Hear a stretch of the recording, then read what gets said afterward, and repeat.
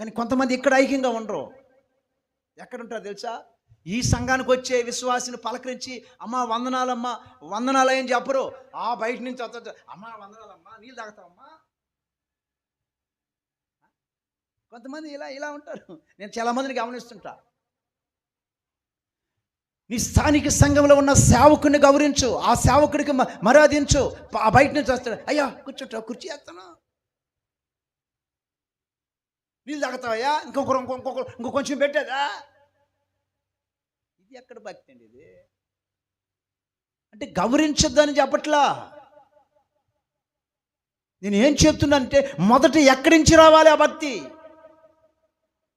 నువ్వు వెళుతున్న సంఘంలో అందరితో ఐక్యంగా ఉన్నావా లేదా నీ మనస్సాచి నీకు చెప్పాలా.